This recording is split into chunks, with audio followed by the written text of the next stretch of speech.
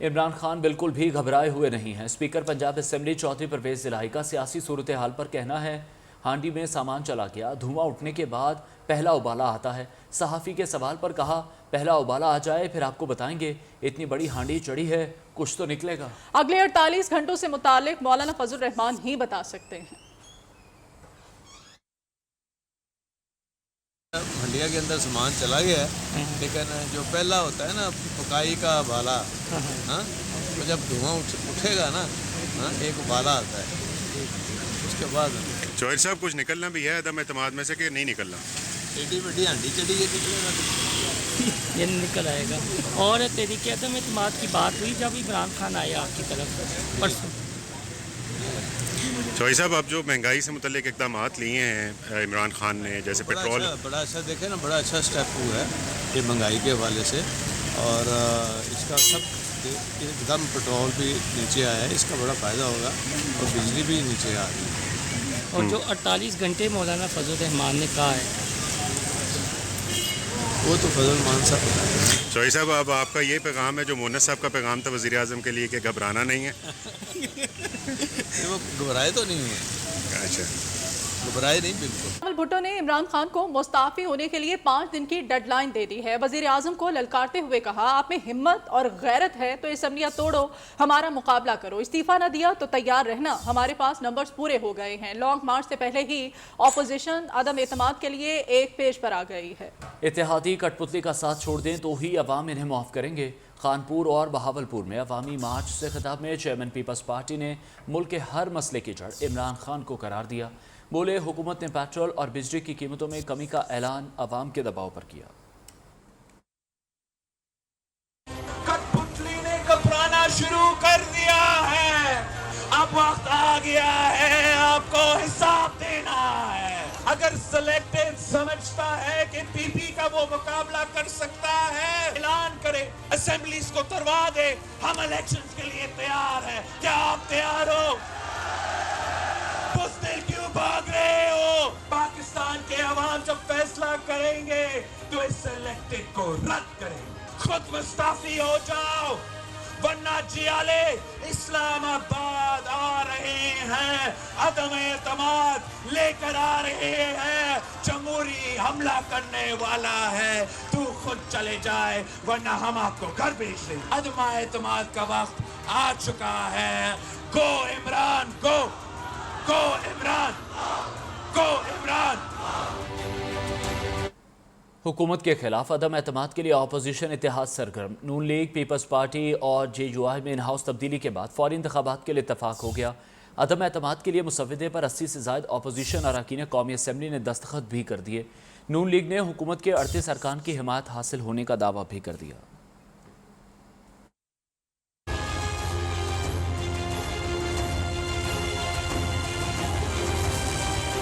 تبدیلی سرکار کی تبدیلی کا مشن، اپوزیشن جماعتیں سرگرم، 3 بڑی جماعتیں فوری انتخابات کے لیے متفق۔ اپوزیشن نے ریکوزیشن تیار کر لی، مسودے پر 80 سے زائد ارکان قومی اسمبلی نے دستخط بھی کر دیے۔ ذرائع کے مطابق نون لیگ جلد عام انتخابات چاہتی ہے۔ پیپلز پارٹی کا بھی قبل از وقت انتخابات پر رضامندی کا اظہار، جس کے بعد تحریک عدم اعتماد ایوان میں پیش کرنے کے لیے سرگرمیاں تیز ہو گئیں۔ نون لیگی رہنما شاہد خاقان عباسی نے پارٹی رہنماؤں کو چائے پر بلا لیا۔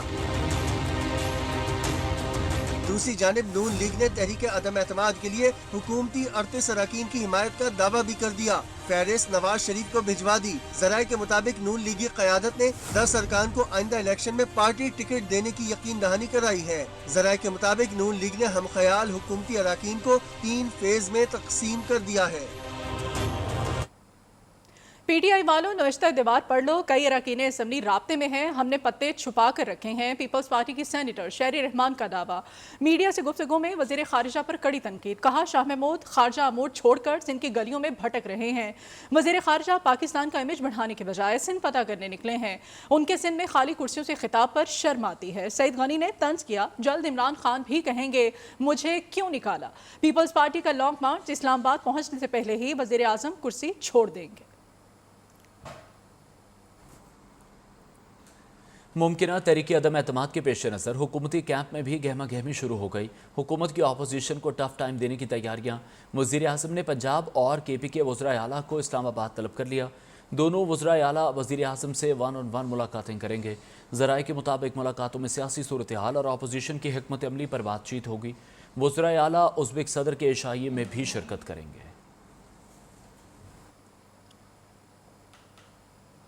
तहरीक अदम एतमाद लानी है तो मैदान में आओ, शाह महमूद कुरैशी का अपोजिशन को चैलेंज। कहते हैं काफ लीग ने इमरान खान का साथ देने का वादा किया है। तहरीक इंसाफ में तरीन नहीं, सिर्फ इमरान खान ग्रुप है। उमरकोट में हकूक़ सिंध मार्च से खिताब में PTI रहनुमा ने कहा वो सिंध में जीतने नहीं जगाने आए हैं। पीपल्स पार्टी ने कभी सिंध के अवाम का ख्याल नहीं किया, उन्हें हराने के लिए धांधली की गई। तीर को जब तोड़ोगे तो सिंध को जोड़ोगे।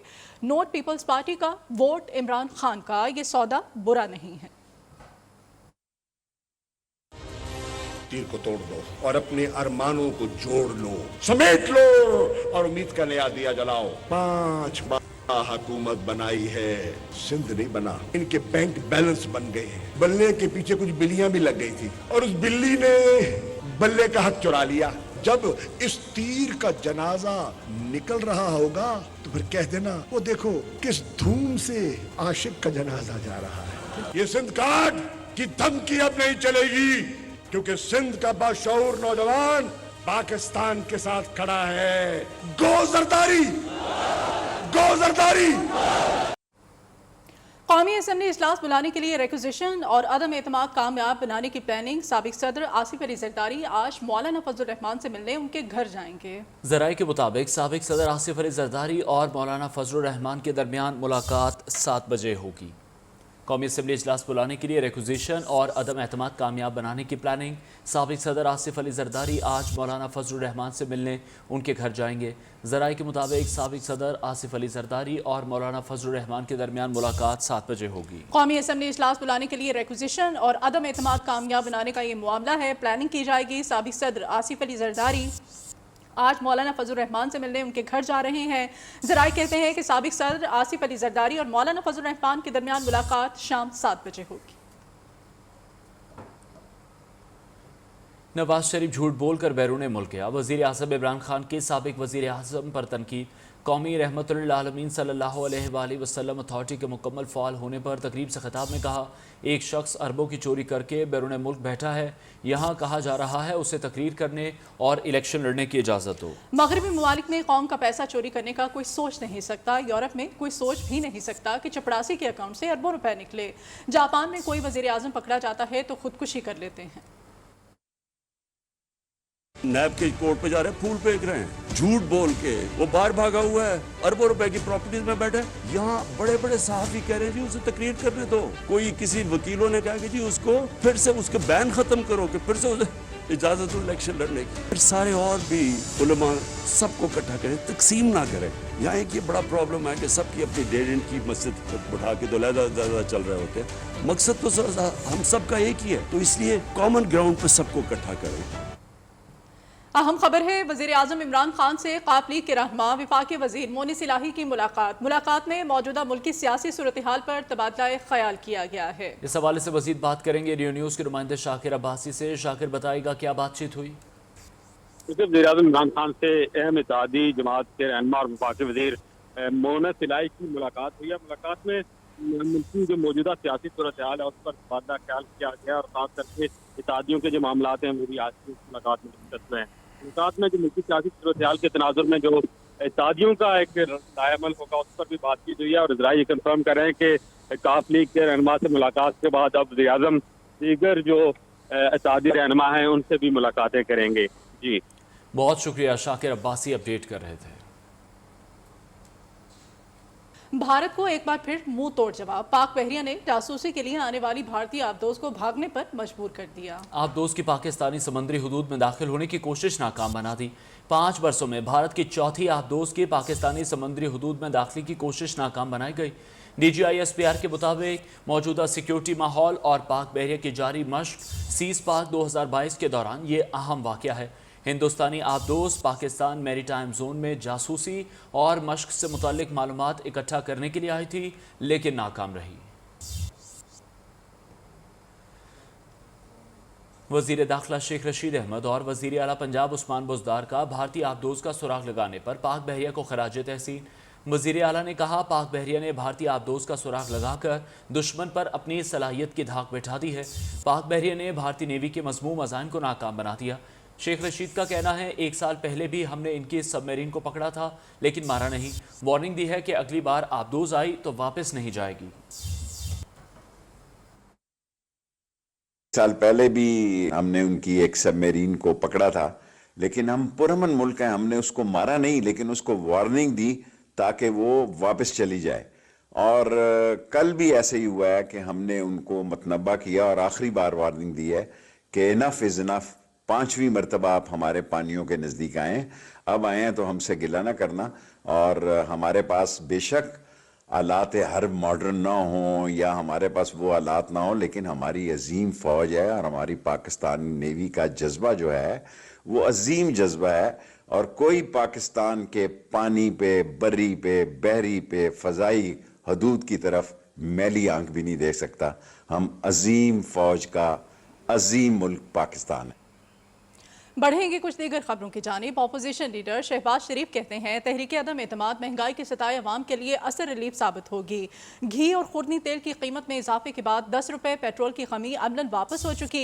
LPG और गैस की कीमत में 16.37% इजाफे के बाद नाम नहाद रिलीफ हवा में तहलील हो चुका है। शहबाज शरीफ ने खदशा जाहिर किया कि 10 रुपये का सियासी रिलीफ आने वाले दिनों में हर शहरी को महंगाई की सूरत अदा न करना पड़ जाए।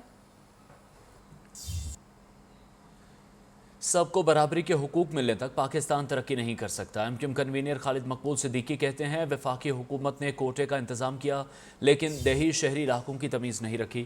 हम पर तालीम रोज़गार के दरवाजे बंद कर दिए गए। लसानी फसादात का ज़िम्मेदार गद्दार और मुल्क दुश्मन कहा गया। अगर टॉर्चर सेल निकलते थे तो MQM पर पाबंदी क्यों नहीं लगाई गई। कोयटा में तकरीब से खिताब में खालिद मकबूल ने कहा, ऐवानों में कानून साजी के लिए बलूचिस्तान के वकला हमारी मदद करें।